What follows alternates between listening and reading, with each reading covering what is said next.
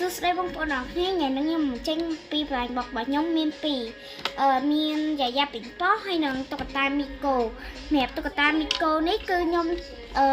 ប៉ាខ្ញុំទិញឲ្យថ្ងៃខួបកំណើតខ្ញុំថ្ងៃខួបកំណើតខ្ញុំកើតនៅឆ្នាំ2016ខែ8ខែសីហាហ្នឹងហើយនឹង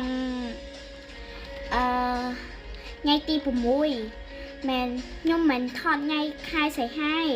ប៉ុន្តែនេះខ្ញុំទិញយូរតែខ្ញុំចង់ឲ្យបងប្អូនដឹងតែបងប្អូនកុំទោះខ្ញុំចង់ថតទៅខ្ញុំទេបងប្អូននេះខ្ញុំចង់បានផ្នែកវាអត់ចង់បានផ្នែកចង់ហើយមកក្នុងថតនេះផ្នែកគេនឹង blue ខ្ញុំមិនដល់ទេផ្នែកចង់ក៏ស្អាតយ៉ាងតែចង់បានផ្នែកមានទឹកហើយនឹងផ្នែកដូរផ្នែកបានហើយនេះគ្រាន់តែធ្វើផ្នែកលាវបានខ្ញុំបានផ្លែប៉េះនេះស្អាតមកហើយខ្ញុំចង់បានអាឡឹកហើយនឹង strawberry ជាងគេដោយសារពីរនោះពណ៌វាដុតខ្ញុំជិះពណ៌ណាដុតហើយដុតលីមួយស្រាអា strawberry ហ្នឹងលីស្រាជាមួយនឹងអីកាគ្រាប់ពណ៌លឿងហ្នឹងធ្វើឲ្យខ្ញុំចង់បានហ្នឹងជាខ្លាំងប៉ុន្តែខ្ញុំចង់បានទាំងអស់អត់តែមួយ melon so cute ដឹងឥឡូវហ្នឹងដឹងថាបើខ្ញុំចង់បានវាដោយសារវាពណ៌ស្រាលរបស់វាគឺពណ៌បៃតងអត់សូវដិតហើយវាមានពណ៌បៃតងដិតពណ៌បៃតង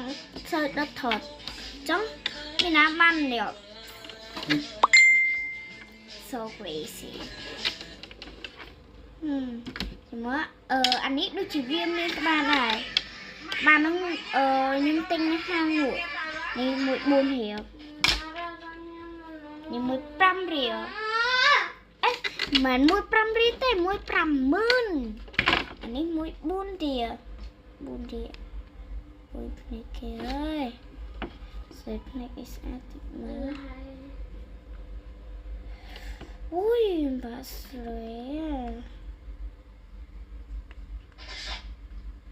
nè chấm nữa đây những xế wow cute đây ta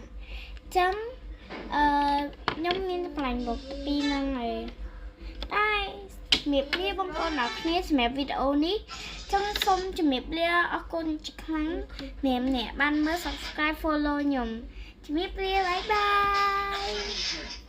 miệp lia cực nay dụng nè